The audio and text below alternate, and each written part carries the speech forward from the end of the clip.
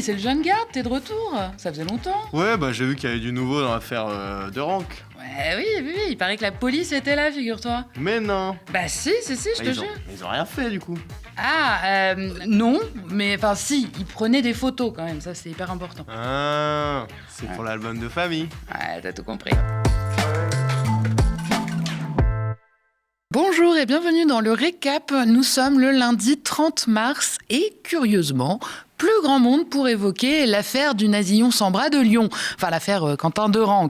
Celle qui faisait tant de bruit quand il s'agissait d'écraser l'antifascisme et de faire le buzz en pilonnant la gauche qui a au moins le courage de ses opinions.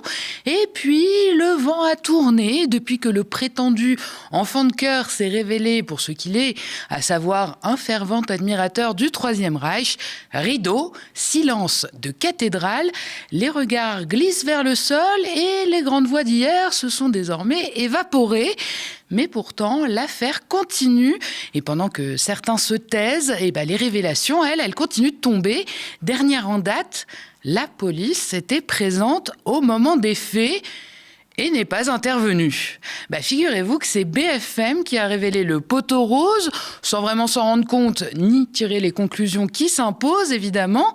Toujours bien informée par la police, la chaîne en continu a diffusé un court reportage vendredi, basé sur des photos prises par les agents des renseignements territoriaux.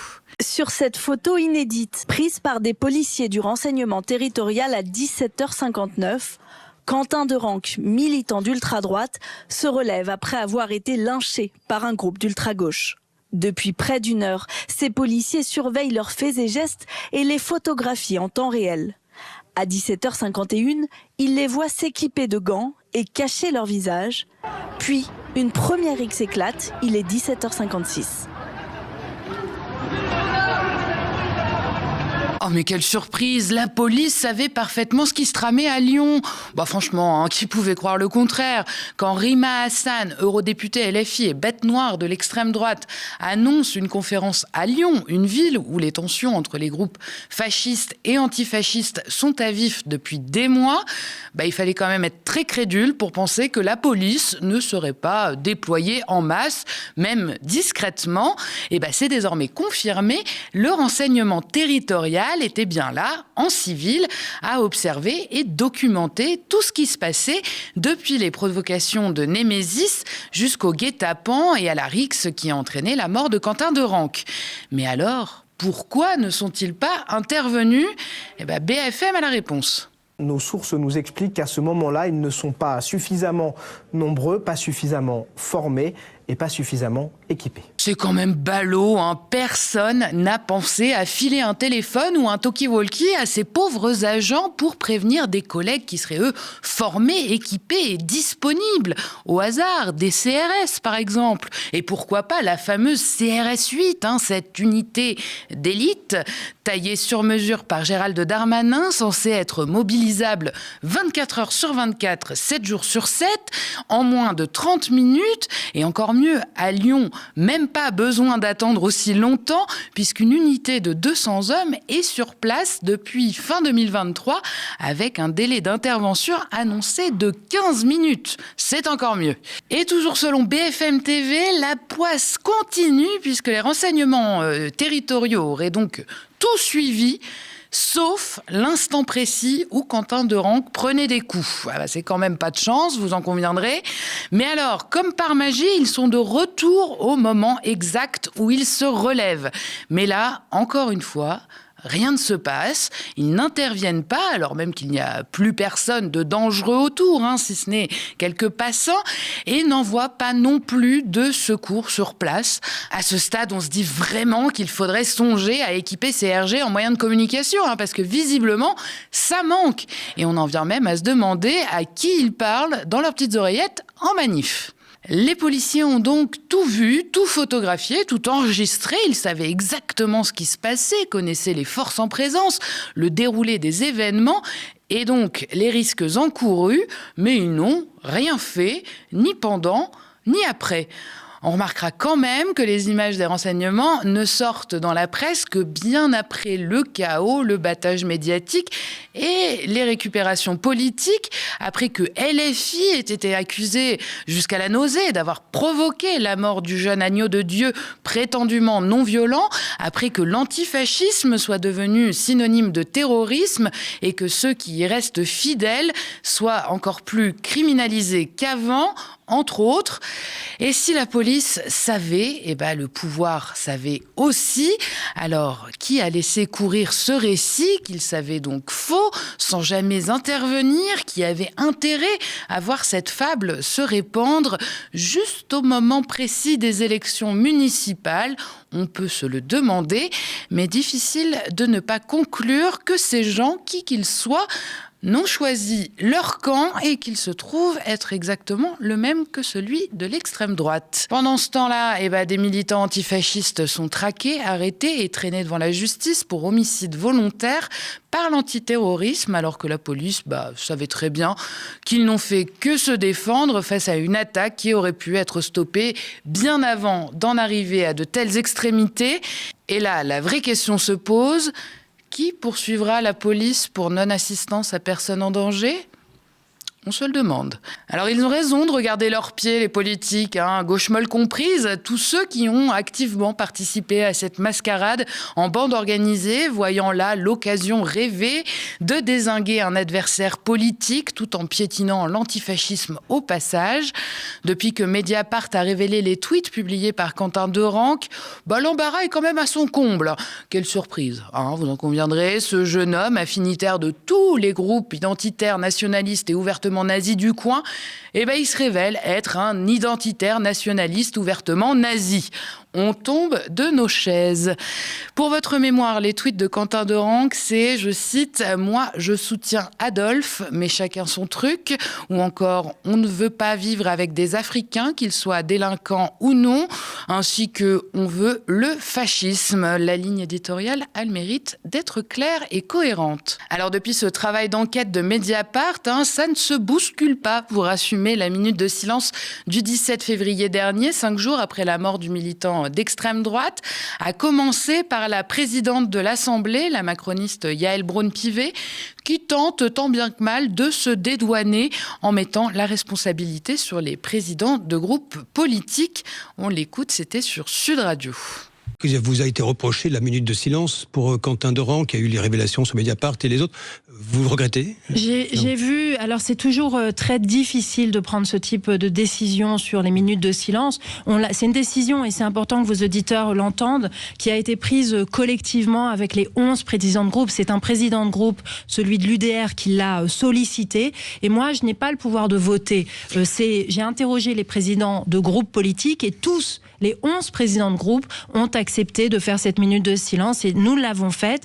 Maintenant, effectivement, lorsqu'on regarde le profil de Quentin Derenque, effectivement, si on avait su à ce moment-là qu'il avait ce profil-là, je pense que probablement que la décision n'aurait pas été la même.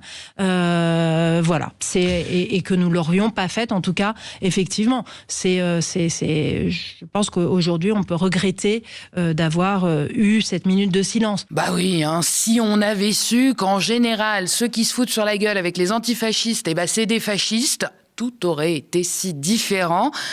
On remarquera quand même que les seuls à n'avoir émis aucun regret, même faim, après cette minute de silence pour un nazi au Parlement, c'est l'extrême droite, encore un heureux hasard. La même qui, par la voix de Sébastien Chenu, clamait que Quentin Derenque était, je cite, « des nôtres parce qu'il était de notre tribu, celle des patriotes ». Ouais, la tribu des patriotes aux petites moustaches et aux chemises brunes. Jusque-là, on est d'accord. Contacté par Mediapart, le député assure que si les propos ou tweets de Derenque étaient avérés, il reconsidérerait totalement ces déclarations. Parce que oui, c'est vrai que Mediapart est pas du genre à vérifier 3 fois avant de publier. On retrouve là toujours la haute estime du journalisme par les patriotes. Dans les rangs du RN, c'est un peu toujours cette chanson qui prime. On la reformule, mais à la fin, c'est toujours la même idée. On en profite pour se faire les journalistes. Ça fait un bel écran de fumée. Puis surtout, ça évite d'avoir à répondre sur le fond, parce que l'extrême droite ne compte pas renoncer à son premier martyr, partir, il est bien trop utile. Ni Jordan Bardella, ni Marine Le Pen, ni Éric Ciotti n'ont répondu aux sollicitations de nos confrères. Même silence du côté du LR, Laurent Wauquiez, qui, on le rappelle, avait lui aussi présenté de rang, comme je cite, un fils qui est mort parce qu'il défendait ses idées, victime de la haine et de la barbarie. Il avait également affiché son portrait sur le bâtiment du Conseil régional Auvergne-Rhône-Alpes.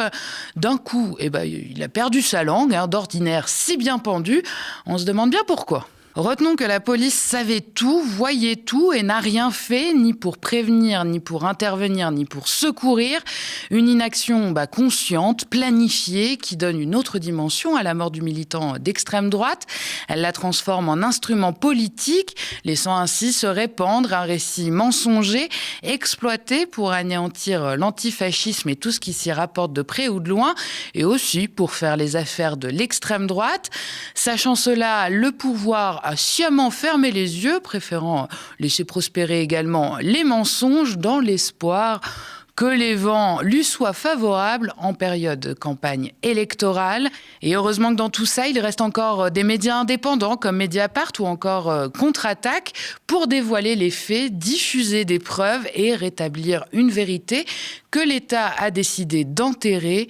Police passive, pouvoir complice, et voilà comment l'extrême droite la plus radicale trouve le champ libre pour imposer son récit et sa violence. Nous n'oublierons pas. Et on fait une petite pause avant de continuer avec le reste de l'actualité. Si vous aimez le récap et que vous avez envie qu'on discute ensemble, de connaître les coulisses de l'émission ou même de choisir et de proposer des sujets, je vous attends sur le canal de discussion Instagram. Le lien pour le rejoindre est dans la barre d'infos. Et d'ailleurs, sans vous, pas de récap, pas de médias non plus. Depuis plus de 8 ans, notre chaîne télé tient bon en indé dans un paysage audiovisuel toujours plus concentré et réactionnaire. Chaque jour, nos plus de 25 travailleurs et travailleuses mènent courageusement la bataille de l'info. Mais pour continuer, nous avons besoin de vous. Notre antenne, notre histoire, c'est vous qui la faites vivre. Alors aidez-nous à continuer à vous informer. Abonnez-vous aux médias ou faites un don défiscalisé. Toutes les infos sont sur notre site internet et vous le savez, depuis quelques jours, en plus de Free, Molotov, YouTube et notre site internet, vous pouvez retrouver tous les programmes du média sur la télé d'Orange, canal 235. Les propos racistes n'en finissent plus depuis son élection. Le maire de Saint-Denis, Bali Bagayoko, a annoncé porter plainte après de nouvelles attaques sur CNews. Vendredi, Jean Dorido, psychologue invité sur CNews, est interrogé sur les premiers jours de son mandat. C'est là qu'il a fait une comparaison entre le maire de Saint-Denis et un chef de tribu qui renverrait aux origines de grands singes de l'Homo sapiens. Non, c'est important de rappeler que l'Homo sapiens, nous sommes des mammifères sociaux et de la famille des grands singes. Et par conséquent, dans toute collectivité, dans toute tribu, nos ancêtres chasseurs-cueilleurs vivaient en tribu, il y a un chef qui a pour mission d'installer son autorité. Et là, ce qui se révèle avec l'élection de M. Bali Bagayoko à Saint-Denis, c'est que ça rappelle quand même qu'un maire dans une commune a énormément de pouvoir. Dès le lendemain, samedi 28 mars, c'est Michel Onfray qui, dans son émission sur la même chaîne, évoque, je cite, le mal dominant d'une tribu primitive. Alors la séquence est retirée du replay de CNews. D'ailleurs, la chaîne n'en est pas à son coup d'essai, puisque une polémique avait déjà éclaté le soir du premier tour.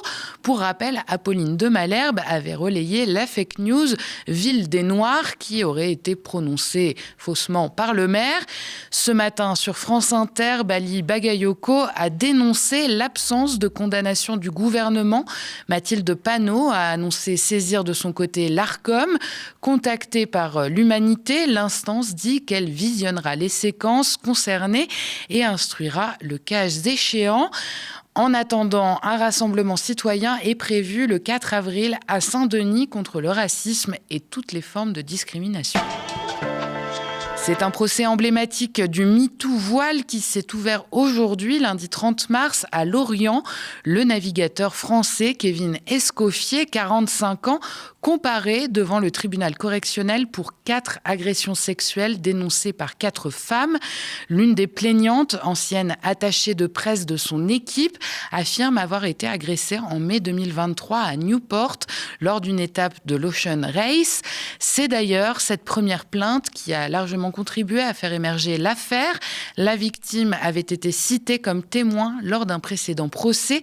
Elle avait raconté à la barre comment, alors qu'elle s'apprêtait à lui donner une accolade au skipper, celui-ci lui presse les seins avec ses mains.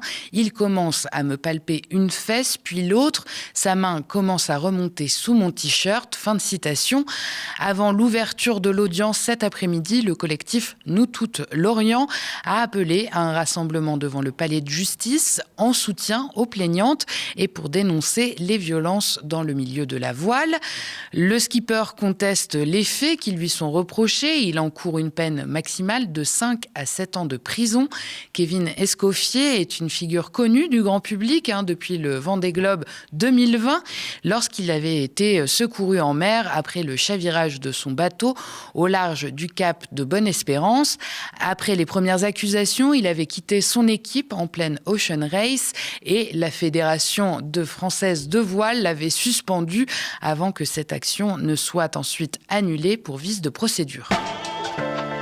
Merci d'avoir regardé cette nouvelle édition du Récap. N'hésitez pas à nous laisser vos impressions en commentaire si vous nous regardez sur YouTube ou via email si vous nous regardez à la télé. Pour nous soutenir, abonnez-vous aux médias, faites un don défiscalisable. Toutes les infos sont sur notre site internet. Et puis, vous pouvez aussi, ça ne coûte rien, parler de nous autour de vous et nous suivre et nous partager sur les réseaux sociaux. Ça fait beaucoup. Pour retrouver l'ensemble de nos programmes, rendez-vous sur Free, canal 165, sur Orange, canal 235, sur Molotov, sur notre site, ainsi que sur nos chaînes YouTube, Le Média et Le Média 24/7. Merci, très bonne soirée sur Le Média.